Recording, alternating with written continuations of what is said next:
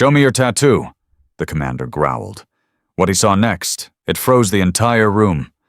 Because it wasn't just a tattoo, it was a forgotten military secret, linked to a unit so classified, it was wiped from history. What came next was a mission no one expected, a decision that would test her very soul, and a revelation powerful enough to change everything. Before we dive in, drop a comment where in the world are you watching from. We'd love to see how far this story reaches. And don't forget to subscribe, because trust me, this story is just getting started. Isabella was the kind of recruit who didn't speak unless spoken to. Fresh out of training, she arrived at the military barracks with nothing more than a worn duffel bag, a steely stare, and a strange tattoo curling around her left forearm. The design was intricate, cryptic, almost ancient, and it drew quiet glances from fellow soldiers who whispered behind her back. Some mocked it, others simply dismissed it as youthful rebellion. The barracks was a world of order, discipline, and heavy testosterone. Isabella's presence stirred quiet curiosity. She didn't try to prove herself, nor did she shy away from the daily drills that left even seasoned men breathless. What she lacked in words, she made up for in precision, grit, and a silent resolve that unnerved even the loudest voices. But it wasn't just her quiet strength that set her apart. That tattoo, it held weight. Something about the lines, the way they intersected like a secret code, suggested a story unspoken, a history too heavy to wear on the chest. No one dared ask. Not yet. Because in a place where everyone wore their rank loud and proud, Isabella's silence and that ink spoke louder than most ever could. The sun had barely risen when the barracks were hit with an unexpected alert commander on base. A wave of unease swept through the recruits. The commander, Colonel Jack Donovan, was a living legend, a career soldier, decorated beyond measure, feared more for his unflinching silence than for his battlefield scars. He rarely visited training sites. When he did, it meant one of two things: either someone was in serious trouble, or something extraordinary had caught his attention. Boots echoed against the concrete floor. The air shifted. Jokes ceased. Conversations evaporated. Isabella was wiping down her rifle when the sound of the door opening sliced through the stillness. She didn't look up, not until the entire room stood at attention. He walked in with the presence of someone who had nothing left to prove. His sharp, storm-gray eyes swept across the rows of recruits like a hunter scanning a forest. Silence clung to the walls. Even the seasoned sergeants stood rigid. And then, he stopped. His gaze landed on Isabella. She stood in the back, calm as ever, her expression unreadable. Her sleeves were rolled up from drills, revealing the edges of that strange tattoo, the one everyone whispered about, but no one dared ask her to explain. Without a word, the commander began walking straight toward her. His boots struck the floor like warning drums, each step heavier than the last. When he finally stopped in front of her, the air became unbearable. No one dared breathe. Then came the words. "Show me your tattoo," he said, voice low but razor sharp. A shiver rolled through the room. Isabella didn't hesitate. She slowly raised her arm, pulling the fabric back. The room watched in suspended silence as the full tattoo came into view. It wasn't flashy. There were no flames or skulls or patriotic eagles. Instead, the ink formed a precise, circular emblem, interlocked triangles, fractured lines, and a single, haunting symbol at its center, a phoenix rising from coiled barbed wire. Colonel Donovan's eyes locked onto it. His entire body stiffened. His face, once stone, shifted subtly, almost imperceptibly, as though a memory had just kicked down the door of his mind. Gasps rippled softly through the room. but no one dared speak. They all saw it, the way the commander's jaw tightened, the way his hands clenched, not in anger, but in recognition. "That symbol," he said, now more to himself than anyone else, "that's not just a tattoo." He looked Isabella in the eye. For the first time since she'd arrived, her composure cracked just slightly. Her lips tightened, and there was a flicker of something in her gaze. Not fear, not pride, just acknowledgement. The commander stepped back, visibly shaken. He turned to the room, scanning the faces of the dumbfounded recruits. Then he looked back at Isabella. "Where did you get that?" he asked, voice heavy. "My mother," she said quietly. "She earned it." Silence. That was when it clicked. Only a handful of people in history had ever worn that mark. It wasn't a tattoo, it was a legacy, a classified emblem once given to soldiers of Shadow Phoenix, a Black Ops unit disavowed and erased from public record. The stories of their missions were whispered in bars by veterans who'd had too much to drink, stories of impossible rescues, suicidal recon, and unspeakable sacrifice. They were ghosts, legends, and Isabella was one of their daughters. The room stayed frozen in time. Even the commander took a full step back, as if the ink alone had gravity. He gave a slow, respectful nod, the kind no rank could command, the kind only earned by blood. Isabella lowered her sleeve. The moment had passed, but everything had changed. No more whispers, no more side eyes. The tattoo that once made her an outsider had just made her unforgettable. She returned to her cot without a word. But from that moment on, no one ever looked at her the same way again. Days passed since the commander's visit, but the barracks still carried its echo. Isabella had become a silent legend. No one spoke of the tattoo aloud, but everyone thought about it.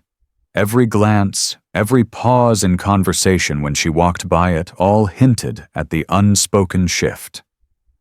Those who once dismissed her now watched her from a distance, unsure how to approach her, or if they even should. But Isabella remained unchanged. She trained, cleaned her gear, followed orders. No explanation, no storytelling, just discipline and silence. Until the alarm went off. A real one! It was 04:30 when the piercing siren shattered the early morning stillness.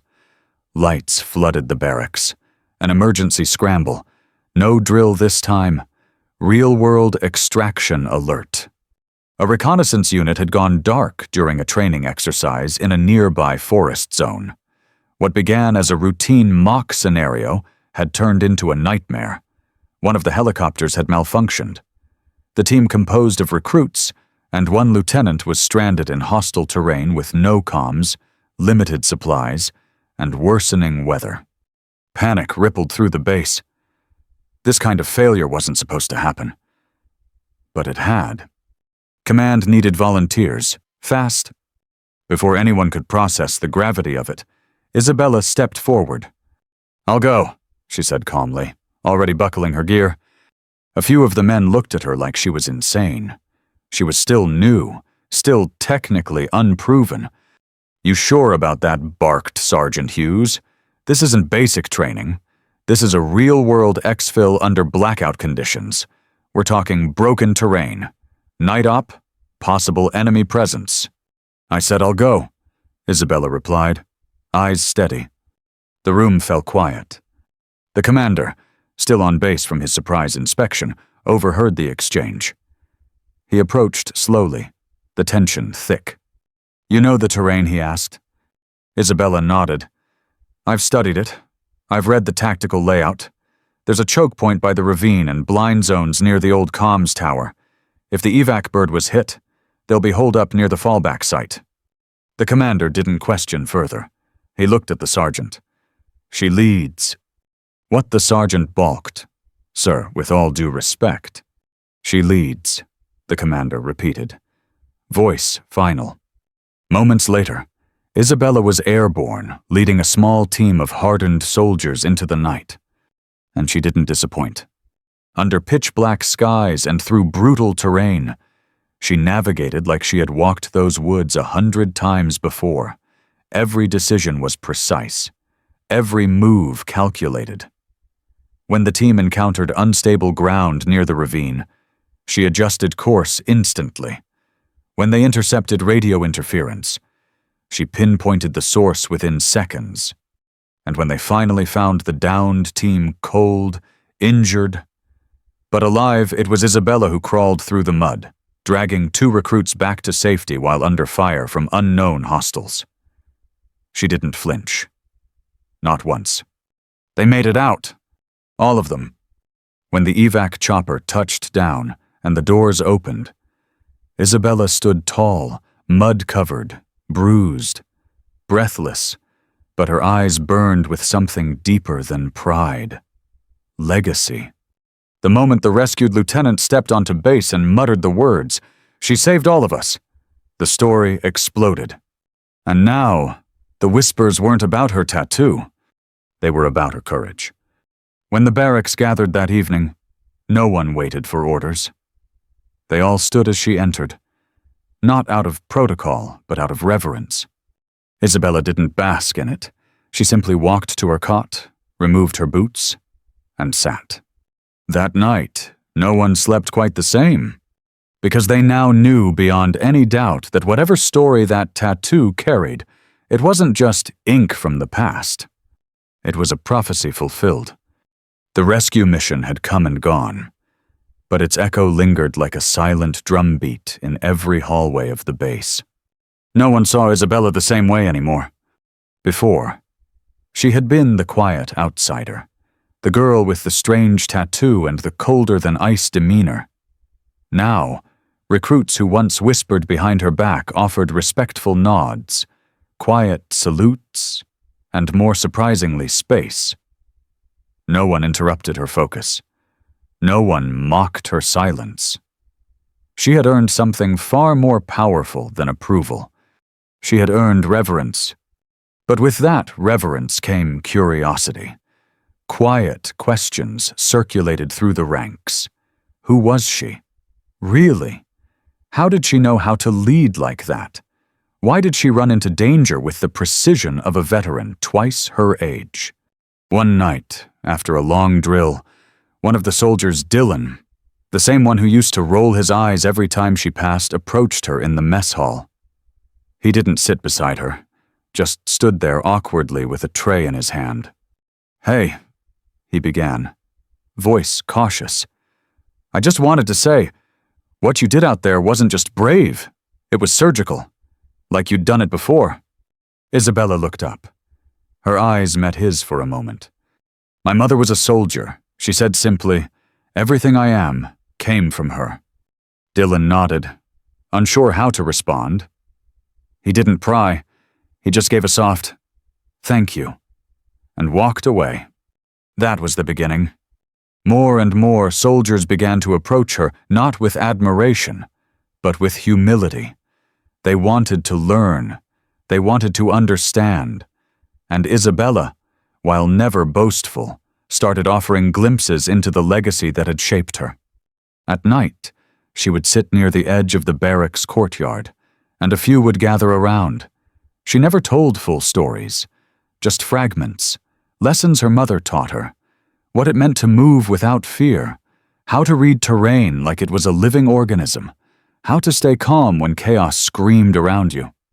And it wasn't long before even the senior officers started paying attention. Commander Donovan, who had been watching from a distance, invited her to his office one afternoon. "You remind me of someone," he said, pouring coffee into 2 tin mugs. Isabella didn't reply. She didn't need to. She had the same eyes, he continued, and the same ink. The silence between them said everything. She never told anyone the full story. He added, but she didn't have to. The way she moved, the way she led, that was the story. He slid one of the mugs toward her. "I see that in you." Isabella took a slow sip, her hands steady. She taught me never to lead with words. She said, but with presence, actions, the kind people remember, even if they don't understand them. The commander smiled for the first time in a long time. That's the kind of leadership we've forgotten. Word spread, not because Isabella talked, but because others did. Her silence now carried weight. Her footsteps drew attention. Recruits began to emulate her discipline, her quiet resilience, her relentless focus. She had become a mirror reflecting what others aspired to be. She had no rank, but she had influence. And in the military world, influence was a currency far more valuable than stripes on a sleeve. By the end of the month, the commanders initiated a change in protocol advanced tactical leadership sessions, previously reserved for seasoned operatives, would now allow participation from select junior personnel. Isabella's name was first on the list, not because she asked, but because everyone else insisted. A week after Isabella was invited into the elite tactical sessions, an encrypted memo circulated through the base. Operation Ashfall Covert Recon and Data Retrieval, classified clearance only. It was the kind of assignment that didn't just test your training, it tested your loyalty, your limits, and sometimes your morality. These missions were ghosts. They didn't exist on paper. Success meant silence. Failure meant disappearance. Only one name was handwritten on the margin of the memo, Isabella.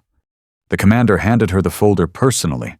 He didn't speak, just nodded, as if to say, "You've been chosen." Inside, the mission details were vague, but what stood out was the location: Kovac region, Eastern Bloc, cold terrain, unmapped zones, rumors of a hidden facility tied to Project Ember, a Black Ops archive supposedly burned and buried years ago. But now, intel suggested the site had been reactivated. Someone was digging up old secrets. Secrets tied to Shadow Phoenix, her mother's unit. The moment Isabella read those words, her hand trembled just slightly. This wasn't just a mission. It was personal. She arrived in Kovac under the cover of snowstorm, embedded with two other operatives, Leo, a demolitions expert with a wicked sense of humor, and Grace, a sniper who spoke only when necessary, both seasoned. Neither asked about the tattoo. Their mission: infiltrate, retrieve hard data, and exfil before dawn. Quiet. Clean. But nothing went as planned. The facility wasn't abandoned. It was alive, buzzing with masked guards and encrypted tech. The team managed to breach the outer wall, disabling surveillance. But as Isabella made her way into the sub-level data vault, she found something no one prepared her for. A file, labeled not with code, but a name. Isabel Rayvos, Class 3, Anomaly Asset ID PX09. Her full name, her real name. She froze. Inside the file, redacted reports, mission logs, and a grainy photo of a little girl no older than 6 sitting next to her mother, both dressed in military fatigues. The timestamp was from over 20 years ago. But this wasn't just a memory. It was proof. Her mother hadn't just served in Shadow Phoenix. She had brought Isabella with her. Her childhood hadn't been hidden for safety. It had been erased. The mission logs revealed that Isabella had been exposed to multiple high-risk operations as a minor, that she'd survived an ambush once thought to have killed her entire transport unit, that she was dubbed a living experiment in legacy imprinting military training passed on not through documents, but through environment and experience from the moment she could walk. Isabella's stomach turned. Everything she thought was a quiet legacy had been engineered. Suddenly, voices echoed from the corridor. Unauthorized breach in sub-level 3. Leo's voice buzzed in her earpiece. "We're made. Extraction point compromised. Move now." She stuffed the file into her pack and bolted. Alarms screamed through the halls. Bullets bit into walls behind her. Grace covered from a rooftop, while Leo set charges to blow the side gate. Isabella didn't think she moved like instinct had already mapped the escape in her blood. They made it out. Barely. The chopper lifted just as armed drones began scanning the snow. Back at base, she didn't hand over the file. Not all of it. She gave the commander what he expected, the surface-level intel, facility blueprints, encrypted data, but the documents tied to her identity. She kept close. Later that night, she sat alone in her bunk, the file open under a dim reading lamp. Her hands ran across the photo. She wasn't just a soldier. She was a legacy weapon, and someone had spent years keeping that truth buried. But now, that truth was back in the light, and someone out there wanted it silenced. The days following the Kovac mission were quiet. Too quiet. Isabella returned to base with a dozen questions and 0 answers.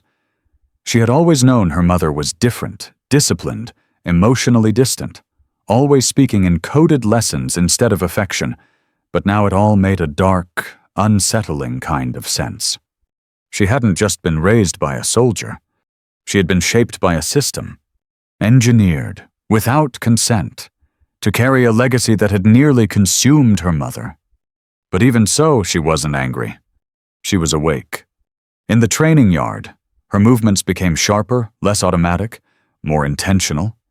When she spoke during tactical reviews, officers leaned in. When she gave orders in simulations, recruits obeyed without hesitation. One morning, during live-fire drills, Sergeant Wilkes, a man who had once questioned her worth, pulled her aside. "You ever think about taking command?" he asked. She blinked. "I'm not interested in stripes." "It's not about stripes," he replied. "It's about impact. You've got a presence. Voss, people don't just follow your orders, they follow your silence." That night, she sat alone in the courtyard, staring at the file again.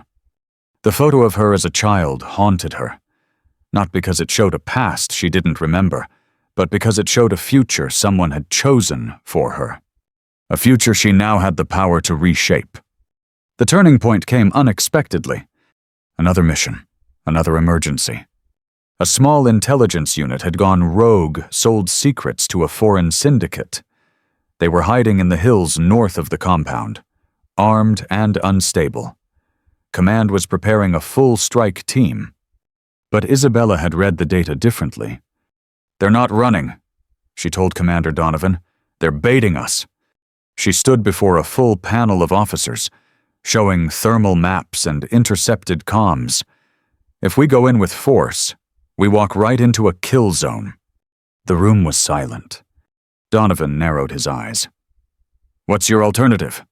She laid it out, a precision approach, a two-pronged distraction. Silent takedown. "You'll need a point leader," one officer said.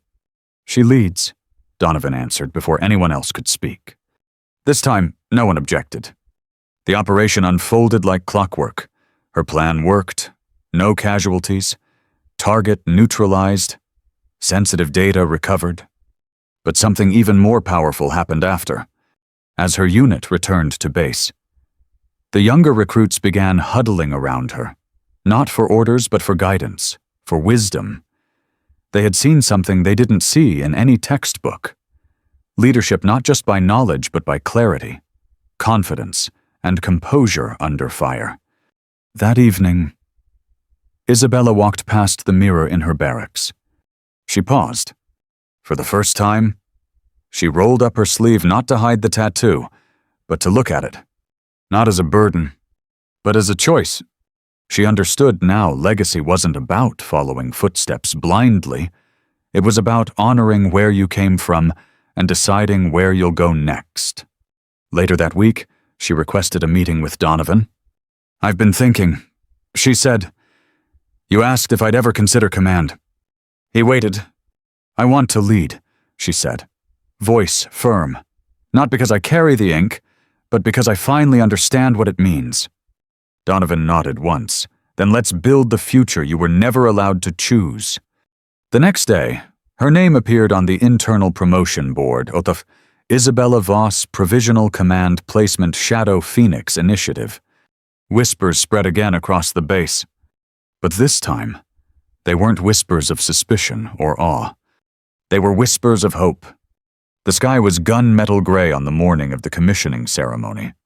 Rows of soldiers, new and seasoned, stood at attention, boots anchored, eyes forward. The parade field buzzed with anticipation, but not because of brass, or speeches, or medals. No, today was about her.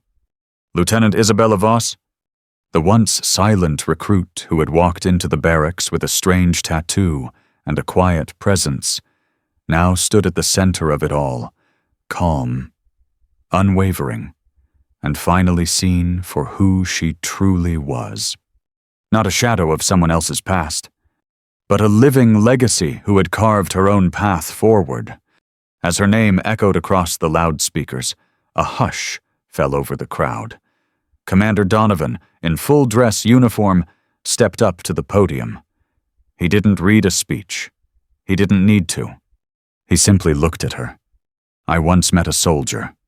He began, voice steady, who said nothing and did everything, a soldier who carried the burden of history on her skin, but the fire of her own destiny in her heart. He turned to the audience. Most of us carry medals to prove where we've been, but she carries ink to remind us where we must go. He paused. Lieutenant Isabella Voss, step forward. She did. And in that moment, boots on the wooden stage, wind tugging gently at the edges of her uniform, something shifted, not just in her, but in every eye watching. Because they weren't looking at a rank. They were looking at a symbol of strength, of rebirth, of the idea that even when life doesn't give you a choice, you can still choose who you become. Donovan removed a black velvet box from the podium. Inside was a medallion, simple, matte silver.